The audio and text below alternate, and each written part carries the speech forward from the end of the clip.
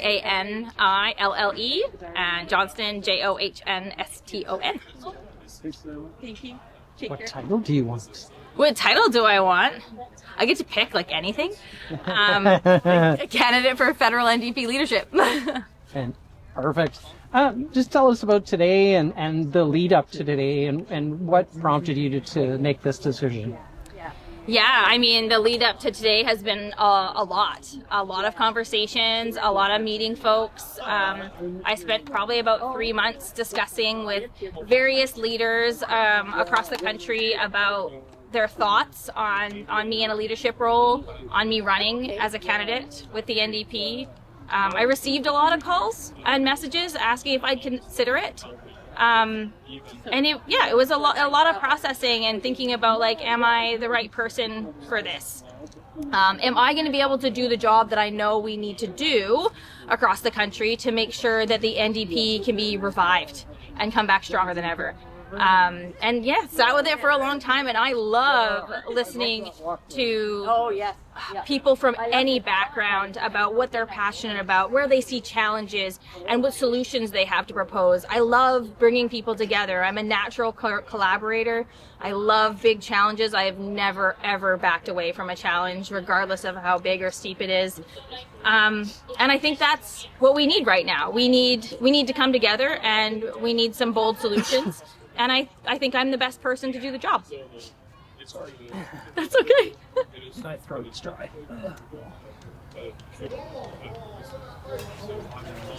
This mic away. There we go. I try not to cough during. That's okay. That's okay. Just give me a second. Yeah. Yeah. Go. Let her know. Probably. Yeah. Yeah. All right. So, what do you feel that you're bringing to the party that will set you apart from everyone else? I think quite a bit, honestly. I'm from a very different generation than the rest of the folks that are running. Right now, I'm the only Indigenous person in the race. I don't know if we've ever had a leader run from Vancouver Island, but our island historically has been an NDP stronghold. We're very orange here, and arguably I think we feel like we got a little bit forgotten in the last election, and we really are a force to be reckoned with on Vancouver Island, and I want to make sure that voice comes through the NDP. I think we have a lot in common with provinces on the East Coast. We have a lot of similarities between our coastline over here and the coastline on the East Coast, and I think that can really bring us together right across the country and up into the territories. So yeah, I think I am very well positioned to unite the party, and I think that sets me out quite differently. Other thing I would say is my history with student politics. I've been involved in politics for a very, very long time. I say arguably my whole life. As soon as I was given a status card number, I think my life got pretty political after that. But my experience in student politics, working in both a provincial executive level and a federal executive level, doing lobbying and advocacy work from that level as a student into our federal and provincial governments, really gave me a strong understanding of what it means to bring people together and what it means to fight hard and win. You talked in your speech about being the voice of all nations, all ethnic origins, and just trying to bring forward a centered approach. Is that your platform moving forward, to try and essentially be that centered voice of reason versus this whole divisive left and right thing? I really do not like divisive politics. I think regardless of where you come from and what your personal beliefs may be when you get into a political position, your job is to represent everybody.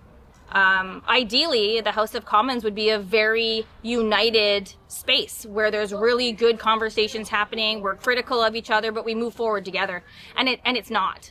I feel like with a stronger NDP presence in the House of Commons, we're going to be able to level that out a little bit. We're going to be able to bring people together more, still have good, solid debate, but come out with better decision making at the end of it. So I feel like I'm good at working across party lines. I feel like I take the time to listen to people that I maybe know right from the start that I'm probably not going to agree with whatsoever. But it's important to hear out everyone's arguments, everyone's thoughts, how they see things from their point of view, because there's always something to learn, always. Even if you're talking to someone that you know you disagree with, there's something to learn from that. And your learning in that moment will help with better decision making. And I really want to bring that into our politics, into the House of Commons. Anything else I didn't touch on that you want to bring up? I mean, we could stay here all day and talk about everything. I don't think so. Just that I think a lot of people are going to get to know me over the next little while. I do stand out. I feel like I stand out as bringing a ton of energy. It was offered to me by a close friend of mine that I'm built for politics. And I believe that. I've got the stamina, and I arguably have the voice to do it. My Bakwa name is actually Lakologwa, which softly translates into voice is heard or speaks loud. So I've got that part nailed.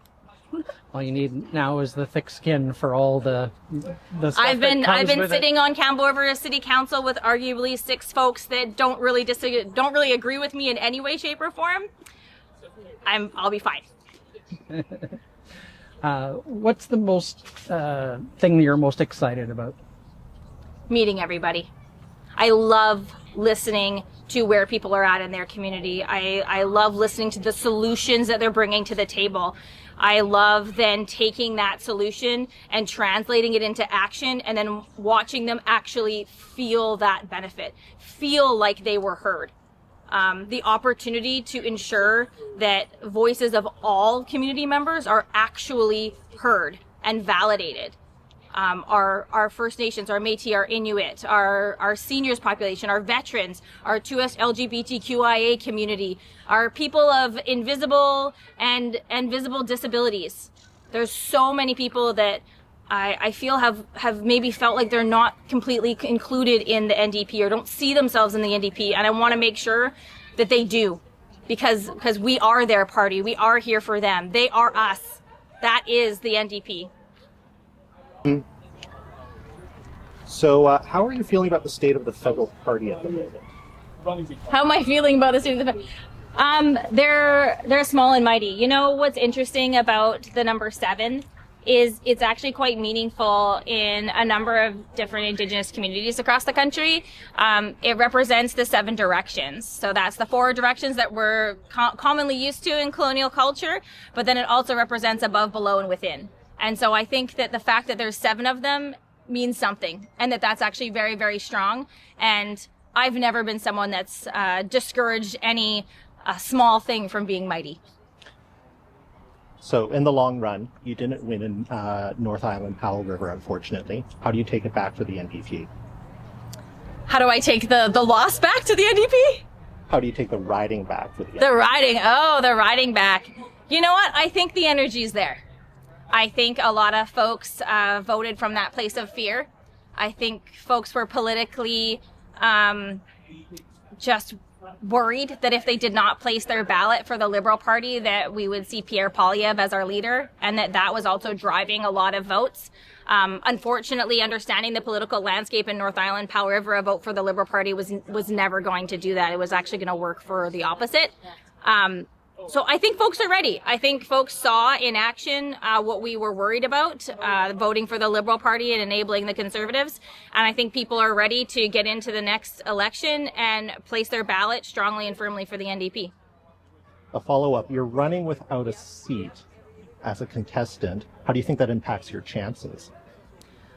I think there's only one person running with a seat. So there's more of us without a seat than with one.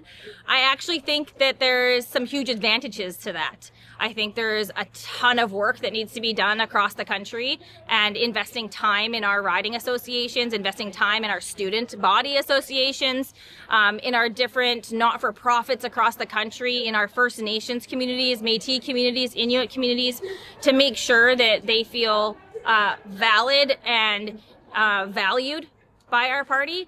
And I think that is work that can be done better outside of the House of Commons. I do think there's still obviously a leadership role that needs to play out inside of the House, but I think there's ways to manage that with some co-leadership inside the House while I would remain outside of the House. Sorry. That's okay.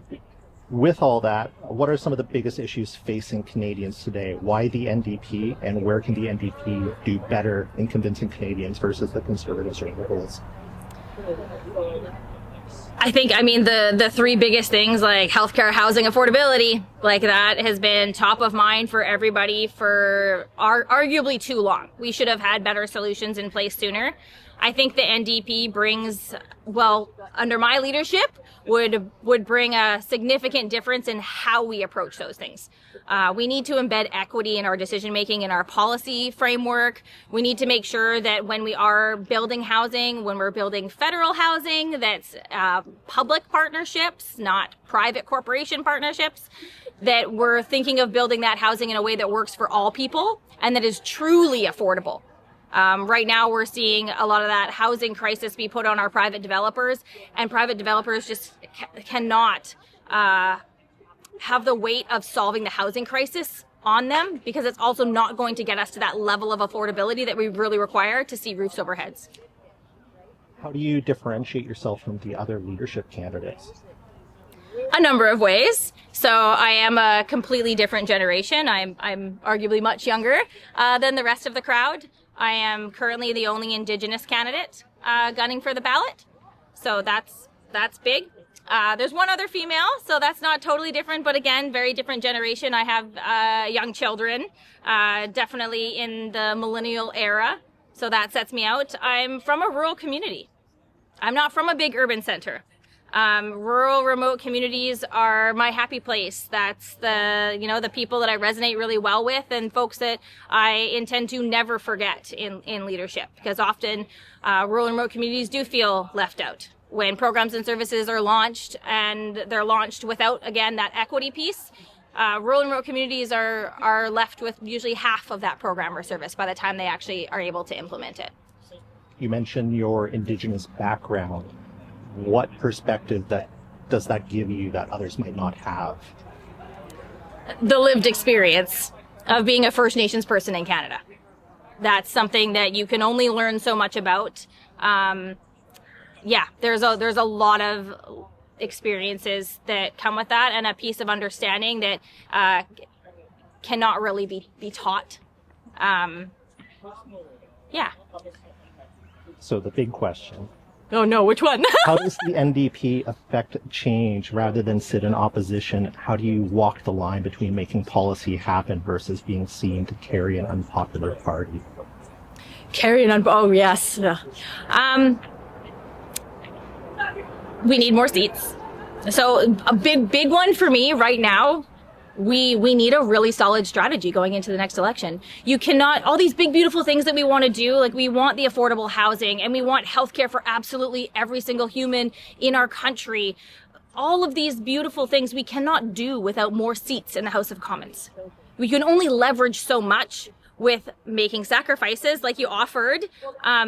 You're always going to be in a position of having to sacrifice to get a little tiny bit if we can't continue to win seats and emerge in the House of Commons as an actual force to be reckoned with. So we really need to lean into that strategy hard. We need to bring new members in and welcome people from all across Canada to make sure that we can demonstrate that they can trust us with this work and that we're hearing them in the work that needs to be done. Is there anything listeners to know? I'm a huge student champion. I really respect our student population. I feel like our students have been left without a party to truly get behind that really acknowledges them, that really pulls for them in the House of Commons. And I just want the student population to know that I will absolutely never, ever, ever forget you. I'm still a proponent of free post-secondary education. We need it. It's holding our country back. And yeah, I'm here for you. So connect with me.